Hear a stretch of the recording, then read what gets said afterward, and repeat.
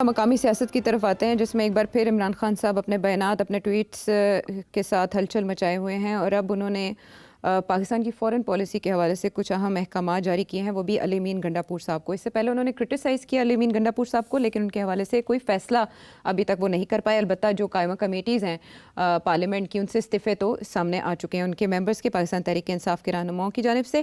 اب علی امین گنڈاپور صاحب کو انہوں نے کہا ہے کہ وہ افغانستان جائیں اور باہمی مسائل جو ہیں وہ بات چیت کے ذریعے حل کریں۔ علی امین گنڈاپور صاحب نے اس کا جواب دیا بڑے نرم سے الفاظ میں کہ ان کا تو پاسپورٹ ہی بلاکڈ ہے، لیکن اس کے باوجود اگر حکم ہوگا عمران خان صاحب کا تو وہ جائیں گے، اور اس کے لیے انہوں نے پشاور ہائی کورٹ میں ایک درخواست بھی دائر کر دی ہے کہ اجازت لے کر جائیں گے باقاعدہ وہ عدالت کی۔ تو سٹ صاحب، افغانستان جا کر علی امین گنڈاپور صاحب کے بات کرنے سے وہ والے مسائل جن کی طرف اشارہ عمران خان صاحب کر رہے ہیں وہ حل ہو جائیں گے؟ بالکل نہیں، عمران خان صاحب کے پاس کوئی حل نہیں ہے، اور نہ ہی گنڈاپور صاحب کے پاس کوئی حل ہے۔ بہت مسئلے ہیں۔ اب بات یہ ہے کہ خان صاحب کر کیا رہے ہیں۔ خان صاحب وہی پرانی اپنی لائن لے رہے ہیں کہ طالبان کے ساتھ بات چیت ہونی چاہیے، ان کو اکوموڈیٹ کرنا چاہیے۔ حالانکہ پہلے کتنی دفعہ یہ ہم کہہ چکے ہیں کہ اب 14-15 اگریمنٹس طالبان نے توڑی ہیں۔ ہر دفعہ بات چیت جب کرتے ہیں تو یہ پیسے بھی لے جاتے ہیں اور پھر اپنی بات پہ بیٹھتے بھی نہیں ہیں اور ناجائز فائدہ اٹھاتے ہیں، اور وہ بالکل آئیڈیالوجیکل لوگ ہیں، وہ ٹرانزیکشنز نہیں کرتے، اور اس طریقے کے ساتھ یہ مسئلے کو حل نہیں کیا جا سکتا بات چیت کے ساتھ۔ آپ نے کر کے دیکھ لیا، جب آپ نے اور جنرل فیض نے بات چیت کی تھی تو کیا ہوا؟ وہی اسی کا تو آج کل ہم بھگت رہے ہیں، جو آپ نے معاہدے کیے ان کے ساتھ کہ اپنی فیملیز یہاں لے آئے and so on and so forth۔ وہ فیملیز تو لے آئے، فیملیز کو سیٹل کر دیا، اور خود بھی آ گئے اور اپنے ہتھیار بھی لے آئے، اور یہاں آ کے انہوں نے گڑبڑ کرنی شروع کر دی۔ تو اب بات یہ ہے کہ یہ تو جو آج کل وہاں جو دہشت گردی ہے اور جس طریقے سے بہت سے ایریاز نو گو ایریاز بنتے جا رہے ہیں، this is a direct consequence of Imran Khan stupid policy. اچھا، اب وہ میں دیکھ رہا ہوں کہ وہ جب بھی کوئی بھی موقع ملتا ہے نا ان کو، خواہ وہ IMF ہو، طالبان ہو، امریکہ، جو بھی ہو، وہ پاکستان کے نیشنل انٹرسٹ میں نہیں سوچتے۔ وہ صرف سوچتے اس طریقے سے ہیں کہ کسی طریقے کے ساتھ پاکستان کی ریاست اور ان کی لیڈرز کو کمزور کیا جائے، کوئی ایسی کرائسس کریٹ کی جائے جس کے ساتھ فرق نہ پڑتا ہے ان کو کہ سارا ملک بہ جائے، مگر کم از کم کرائسس کریٹ کی جائے تاکہ یہ لیڈرشپ جو ہے یہ کسی طریقے سے تبدیل ہو جائے، اس سے پاکستان کو نقصان ہوتا ہے تو ہو جائے۔ یہ جو سارا PTI کی جو یہ اپروچ ہے نا، this is not a good approach. اس کے ساتھ پہلے تو ان کو فائدہ نہیں ہوا، ان کو نقصان نہیں ہوا، بیکاز اسٹیبلشمنٹ اور سخت ہو جاتی ہے، باقی جو لوگ ان کے خلاف ہیں وہ اور تگڑے ہو جاتے ہیں۔ مگر خان صاحب ابھی تک وہی اپنی پالیسی لے کے بیٹھے ہوئے۔ اب گنڈاپور جو ہے اس کو پتا ہے کہ یو کانٹ ڈو دس۔ مولانا جو ہے وہ بھی نہیں کر سکتے یہ مسئلہ حل، وہ بھی کبھی بھی لے گئے ہیں، ڈیلیگیشن لے جاتے ہیں وہاں، they have no power to do anything. وہ جن سے وہ بات کرنے جاتے ہیں ان کا موقف ہی اور ہے، کچھ ان کے ایشوز ہی کچھ اور ہیں، اور وہ یہ نہیں دیکھ رہے، وہ اپنے انٹرسٹ دیکھ رہے ہیں جو بھی ان کے انٹرسٹ ہے۔ اب بات یہ ہے کہ اور گنڈاپور نے یہ ڈرامہ جو کیا ہے کہ جی میں نے ہائی کورٹ سے اجازت لی ہے، پرفیکٹ ہائی کورٹ نے اجازت نہیں دینی اور وہ بیٹھے رہیں گے، کہے گا جی میں نے ہائی کورٹ سے اجازت لینے کے لیے اپلیکیشن دے دی ہے۔ اور بھائی ہائی کورٹ کا کیا تعلق ہے اس کے اندر؟ وہ یہی کہہ رہا ہے نا کہ جی میرا پاسپورٹ جو ہے مجھے ایگزٹ کنٹرول اس پہ ڈالا ہوا ہے، یہ پرمیشن لینی ہوگی نا کہ مجھے یہ اجازت دی جائے۔ بڑے لوگ آتے جاتے ہیں، تو آج اگر گنڈاپور جانا چاہے تو وہ پاسپورٹ کے بغیر بھی کراس کر سکتا ہے ٹو افغانستان، بڑے لوگ آتے جاتے ہیں۔ تو خان صاحب تو اس قسم کی پالیسیز کو پروموٹ کر رہے ہیں، اور گنڈاپور از ان اے ڈیفیکلٹ سچویشن، تو اس نے اپنے آپ کو بچانے کے لیے یہ کہہ دیا کہ جی میرا تو پاسپورٹ ہی انہوں نے یا لے لیا ہے یا اس کو ایگزٹ کنٹرول پہ مجھے رکھا ہوا ہے، تو میں تو اب ہائی کورٹ کو اپلائی کر رہا ہوں، تو ہائی کورٹ اس کو ریلیف نہیں دے گا۔ میرا خیال ہے یہ گنڈاپور ول پلے دس گیم۔ خان لگا ہوا ہے اپنی گیم کے اوپر، گنڈاپور اس کی بات نہیں مان رہا، اور اسے پتا ہے کہ جس دن اس نے اس کی بات مانی تو اس دن وہ بھی جیل میں جائے گا۔ اچھا سیٹ صاحب، آپ کے انالیسس سے ایسا لگتا ہے کہ جیسے عمران خان صاحب جانتے ہیں کہ اسٹیبلشمنٹ کی دکھتی رکھ کیا ہے، افغانستان کا معاملہ ہو جس کے ظاہر ہے آپ نے کڑیاں بھی بتائیں کہاں جا کے ملتی ہیں، مسئلے کا زیادہ گھمبیر ہونا کہاں سے شروع ہوا۔ اب انہوں نے علی امین گنڈاپور صاحب کو اس کے علاوہ بھی ایک ہدایت کی ہے کہ خیبر پختونخوا میں اپنے ہی لوگوں کے خلاف جاری آپریشن کے خلاف بھی کھڑے ہوں علی امین گنڈاپور، اور یہ آپریشن ہر صورت رکنا چاہیے، جبکہ وفاقی حکومت کا کہنا ہے کہ ایسا کوئی آپریشن فی الحال آن گوئنگ نہیں ہے۔ علی امین گنڈاپور سے فرمائشیں یا ڈیمانڈز بڑھتی جا رہی ہیں، اور ایک رائے یہ بھی سامنے آ رہی ہے کہ ان سے کسی بھی وقت استعفے کا مطالبہ کیا جا سکتا ہے، اور نومبر کے لیے عمران خان صاحب کوئی بڑا پلان بنا کے بیٹھے ہیں جس سے وہ ایک دم پیروں کے نیچے سے قالین کھینچ لیں گے اس حکومت کو ہلانے کے لیے۔ جی देखिए वो समझता है इमरान के नवंबर में इशू फिर खड़ा हो जाएगा, तो इसलिए ये अच्छा वक्त है इस किस्म की कोई चीज करने के लिए। और वो तो आपको पता ही है, लीमा खान भी यही आके कहती है कि वो तो कहते हैं जी कि प्रोटेस्ट करो, सड़कों में निकलो, सब कुछ ये करो। और दूसरी चीज ये है कि मेरा ख्याल है इमरान खान को इस बात का एहसास है कि शायद अब जनरल फैज के खिलाफ कोई फैसला आने वाला है, और शायद उसके बाद वो इमरान खान के को भी मिलिट्री कोर्ट में ट्रायल उसकी हो। तो आई थिंक ही एंटिसिपेट्स दिस।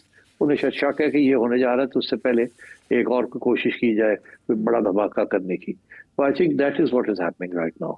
ठीक, और ऐसे में एक बार फिर पाकिस्तान तहरीक इंसाफ के सपोर्टर्स में उम्मीद जाग गई है कि इमरान खान साहब के पास इससे भी ज़्यादा एक्सप्लोजिव कोई कार्ड मौजूद है, क्योंकि एहतजाज के तमाम तरीके आजमा चुके हैं। तो एक और सवालिया निशान कि इमरान खान साहब क्या करने जा रहे हैं। फ़िलहाल तहरीक इंसाफ के सपोर्टर्स ये सब डिस्कस करते हुए पाए गए हैं। बहुत से सवालात मुख्तलिफ ममालिक से, अलीना इंग्लैंड से, अहमद शुजा काबुल से कुछ जानना चाह रहे हैं। हम कोशिश करेंगे आपके सवाल शामिल करें, लेकिन एक बड़ा इंटरेस्टिंग क्वेश्चन है अहमद जावेद साहब का, सबसे पहले प्रोग्राम में वो शामिल करते हैं। आपका एनालिसिस होता है वो बहुत अच्छा होता है, और अमूमी तौर पे आप जो पेशेंट गोइयां करते हैं वो भी सही साबित होती है। तो उसमें मैं ये आपसे सीखना चाहता हूँ कि मैं स्टूडेंट हूँ और साथ में कंपेटिटिव एग्जामिनेशंस की सिविल सर्विसेज के उनकी तैयारी कर रहा हूँ। तो मेरा बहुत ज़्यादा जो है वो रेगुलर इंटरेक्शन करना पड़ता है मुझे ग्लोबल करंट अफेयर्स और पाकिस्तानी करंट अफेयर्स के साथ। तो माशाल्लाह जो आपका इतना अच्छा एनालिसिस है, इस एक तो उसमें बहुत बड़ा कंट्रीब्यूटिंग फैक्टर आपका इस फील्ड में का तजुर्बा है, जो आपके माशाल्लाह 40-50 साल का तजुर्बा है। There is no replacement of course to that. तो लेकिन ऑन द रेगुलर बेसिस आप कौन से ऐसी रीडिंग्स हमें सजेस्ट करेंगे जो हम करते रहें ऑन रेगुलर बेसिस, पाकिस्तानी भी और फॉरेन भी, ग्लोबल भी, जिसकी वजह से हम भी एक अच्छा एनालिसिस एटलीस्ट बिल्ड कर पाएं जो ग्लोबल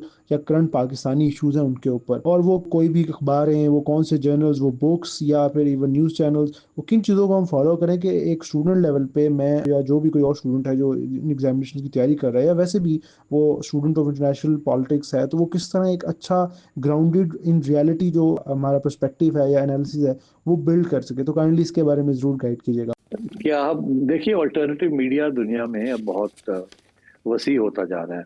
पहले वो प्रिफरी पे था, और मेन स्ट्रीम मीडिया जो था वो वही लोग सुनते पढ़ते थे। वॉल स्ट्रीट जर्नल हो गया, या न्यूयॉर्क टाइम्स हो गया, लंदन टाइम्स हो गया, गार्डियन हो गया। बट अब इससे अलावा the real information is now on the internet. और प्रिंट मीडिया तो वो चीज़ नहीं है। इंटरनेट के ऊपर बड़ी इंटरेस्टिंग टॉक शोज चलते हैं जो कि देखने चाहिए आपको to understand what's happening in the world. Rory Stewart का is a very good TV show जो कि यूट्यूब पे आता है, वो आप देखें for a British perspective. For on American perspective जाहिर है there are 3 or 4 very good ones. एक तो जॉन बर्शाइमर, जहाँ भी आपको मौका मिले you should hear what he has to से। आप इसी तरीके के साथ there are several other commentators जो कि इन चीज़ों के ऊपर बात करते हैं, उनको भी सुनना चाहिए आपको। तो यूट्यूब के ऊपर बहुत इंटरेस्टिंग चीज़ें हो रही हैं। जज नपोलिटानो, वो भी एक बहुत इंटरेस्टिंग लोगों को लेके आते हैं। इंडिया के अंदर कैरावान मैगजीन के अंदर बड़ी ज़बरदस्त चीज़ें आती हैं। इसी तरीके के साथ इंडिया में एक तो इंडिपेंडेंट सोर्सेज हैं जो कि चैलेंजिंग एनालिसिस करते हैं। द वायर है, उसमें something you should look at. तो मतलब है कि इस किस्म की बहुत सी इंडिपेंडेंट ऑल्टरनेटिव न्यूज़ हैं। मिलिट्री एक्सपर्ट्स में से स्कॉट रिटर है जो कि अमेरिकन पेंटागन और डिफेंस एनालिस्ट वो करता है। इसी तरीके के साथ इंडिया में सोनी साहब हैं, he does a great job, Praveen Soni, और बड़ी ज़बरदस्त किस्म की एनालिसिस है उनका। सो I can name lot of such people. अगर आप कहें तो फिर पूरी एक लिस्ट ही अगली दफ़ा बना के शाया कर देंगे। बट जितना आप ज़्यादा इंडिपेंडेंट ओपिनियन सुनेंगे उतना you will get a better perspective. ठीक, अभी एक और सवाल जुनेद वासे। नजम सेठी साहब खासे लिबरल और लिबर्टेरियन ख्यालात के मालिक हैं, जिसमें वो आज़ादियों के ऊपर यकीन रखते हैं। उनकी तमाम जो एनालिसिस होते हैं उससे हमें ये लगता है, मगर मुझे एक इनकन्सिस्टेंसी समझ नहीं आई इनके पूरे उसमें कि ये यूक्रेन के मामले में थोड़ा सा جو یوکرین کے اپنے لوگ جو چاہتے ہیں اس کو سائڈ سٹیپ کرتے ہیں، اور جو روس چاہتا ہے وہ جو امپوز کرنا چاہتا ہے، یوکرین جو کہ ایک آزاد ملک ہے اس کے اوپر امپوز کرنا چاہتا ہے کہ آپ یورپ کا پارٹ نہیں ہو سکتے، آپ نیٹو کا پارٹ نہیں ہو سکتے، آپ جو ہم چاہتے ہیں وہ آپ کریں، کرائمیا ہمیں واپس کر دیں، وغیرہ وغیرہ جو بھی ان کا ہے۔ تو اس میں جو انالیسز ہوتا ہے وہ تھوڑا سا رشیا کو فیور کر رہا ہوتا ہے، اور وائی از دیٹ کہ یوکرین کو ایک اور ملک بتائے کہ اس کو کیا کرنا چاہیے، کس الائنس کا پارٹ ہونا چاہیے، کس کا پارٹ نہیں ہونا چاہیے۔ تو اس کے بارے میں تھوڑا سا بتا دیں۔ یہ روس اور کے پرو اور روس کے اینٹی ہونے کا بات نہیں ہے، بات یہ ہے آپ سمجھے نا کہ ہو کیا رہا ہے وہاں یہ ہو رہا ہے کہ یورپ وایا نیٹو روس کو گھیراؤ کرنے کی کوشش کر رہا ہے اور روس کو انڈرمائن کرنے کی کوشش کر رہا ہے، اور اس میں امریکہ فلی انوالوڈ ہے۔ تو this is downright interference. تو اپنی سیکیورٹی کے لیے تو روس has a right to protect its security. اچھا، اب یوکرین جو ہے اس کی ایک پوری بیک گراؤنڈ ہے، اس میں جو 4 حصے ہیں نا جہاں یہ ایشو بنا ہوا ہے، they have traditionally been part of Russia, اور اینڈ سو رشیا ایک بفر زون جو ہے وہ کریٹ کرنا چاہ رہا ہے وہاں۔ اور اگر یہ، اور آج تک تو یہ پرابلم نہیں تھا، کیوں نہیں تھا؟ اس لیے نہیں تھا کہ Russia didn't feel the threat from NATO. اب جب سے یہ یورپینس نے، امریکنوں نے ان کو پش کر کے، especially the Democrats from Bill Clinton onwards, Democrats نے نیٹو کو پش کر کے کلوزر ٹو رشیا لے جا رہے ہیں، ایک ایک کر کے سب کو پیسے دے کے ان کے کر کے ان کو ساتھ لے جا رہے ہیں، and the Russian see this is a direct threat. تو اپنے آپ کو پروٹیکٹ کرنے کے لیے they have to do that, right? تو I think every country has a right to protect itself. اور یہ اگر نیٹو والی ایشو نہ ہوتا تو Russia would never have done this. وہ ایک ایشو رہتا جب جیسے رہا ہے کافی عرصے سے کہ جی وہ جو رشین اسپیکنگ ایریاز ہیں وہ ڈسپیوٹڈ ہیں یا اس قسم کی بات ہے، but it would never have come to دس۔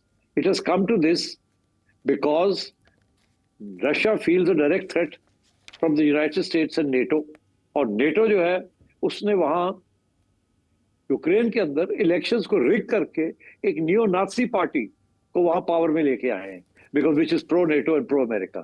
تو آپ اس کی تاریخ تو دیکھیں، تو اب اگر آپ لبرل ہوں گے تو you think you would support neo Nazi party that has come to power on the basis of rigged elections۔